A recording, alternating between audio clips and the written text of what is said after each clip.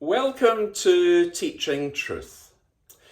Viktor Frankl was a Viennese psychiatrist who survived the Nazi death camps at Auschwitz and Treblinka. He discovered that the imprisoned person who no longer had a goal was unlikely to survive.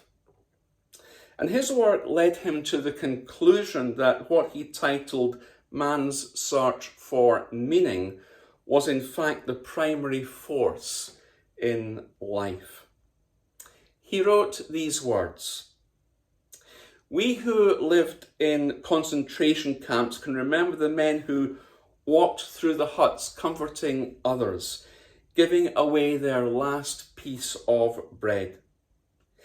They may have been few in number, but they offer sufficient proof that everything can be taken away from a man but one thing, the last of the human freedoms, to choose one's attitude in any given set of circumstances, to choose one's way.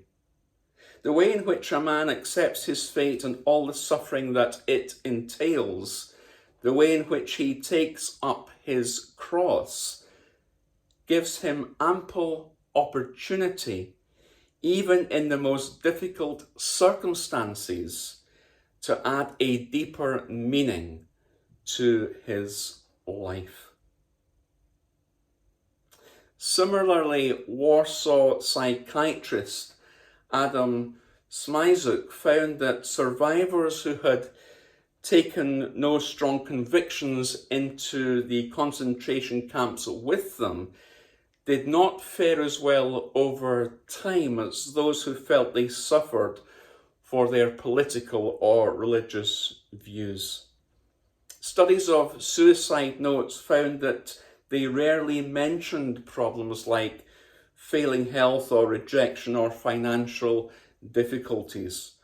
Rather, they spoke of being tired of life, with suicide as quote-unquote a way out. As psychologist Julius Siegel puts it, countless individuals beset by trauma report that their basic problem is an existence that is without meaning. Seeing the wind involves finding meaning in the storm.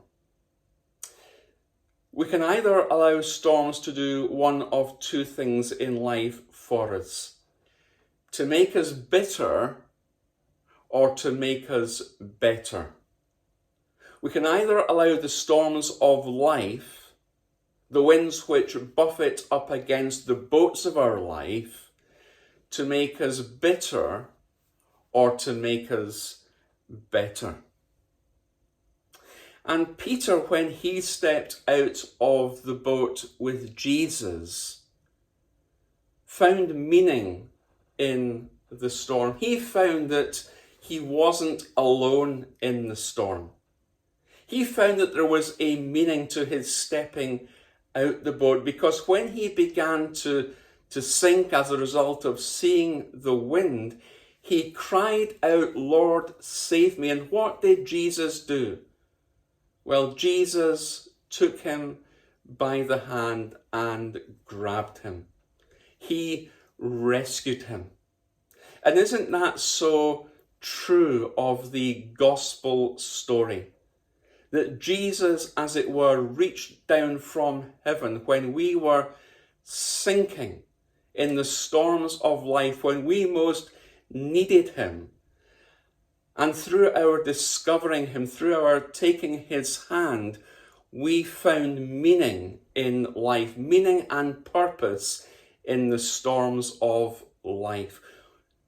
Peter, in a sense, saw through that storm, saw the greater meaning that was for him through that storm. The meaning for Peter of stepping out of the boat was to engage that encounter and that adventure with Jesus, an adventure that he would not forget for the rest of his life. And when we find that meaning in the storm, seldom do we forget it as we journey through life. We can find meaning and purpose even as we are buffeted by the wind and even as we engage the storms that are swirling around our lives. Sheila Walsh may be a name that is familiar to some of you. She used to be in the church that I was part of a number of years ago in Ayr Baptist Church. I used to visit her late mum in the residential home that the church had, and it was always a joy to do that.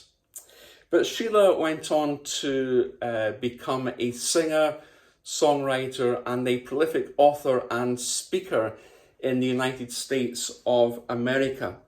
And for a number of years, she was co-host of the 700 Club, which broadcast across all of the United States on Christian television.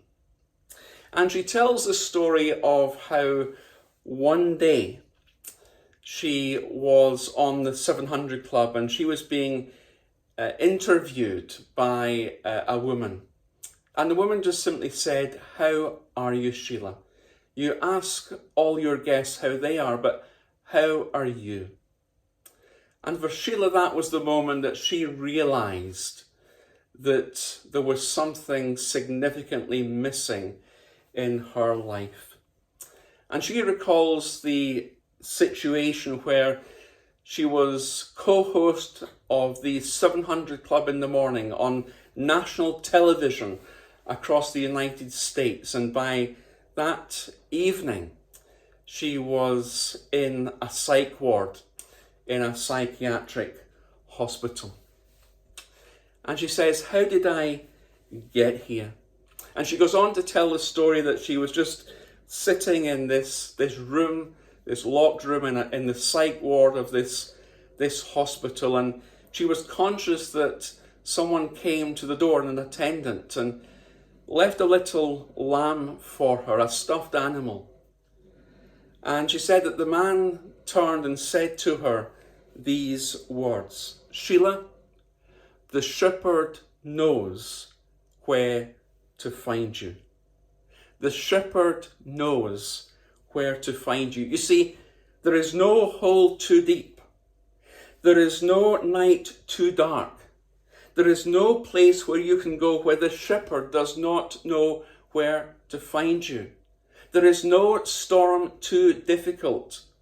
There is no wind that is so powerful that the shepherd doesn't know where to find you. And today, I simply want to encourage you with these words, that there's no shadow he won't light up. There's no mountain he won't climb up coming after you. There's no wall that he won't kick down, and there's no lie that he won't tear down, because God loves you just as you are at this moment. And the shepherd knows where to find you.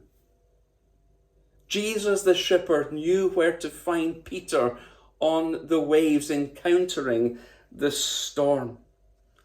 And Sheila, in her book, in recalling this story, the title of her book is this: "Life is tough, but God is faithful." Sheila Walsh found meaning in that storm, in that experience that she went through. She allowed it to enable her not to become bitter, but to become better, and to have a more powerful and meaningful and deeper ministry that today is literally touching thousands of women across the United States of America. Seeing the wind involves finding meaning in the storm. The shepherd, Jesus, knows where to find you in the storm. And perhaps you're in a storm right now and you're searching for purpose and reality and meaning. Jesus is there in that storm. And just as Peter found Jesus in the storm, My prayer today is that you will find meaning in the storm, because Jesus is in that storm and is reaching down to you to take your hand. Jesus, the shepherd, knows where to find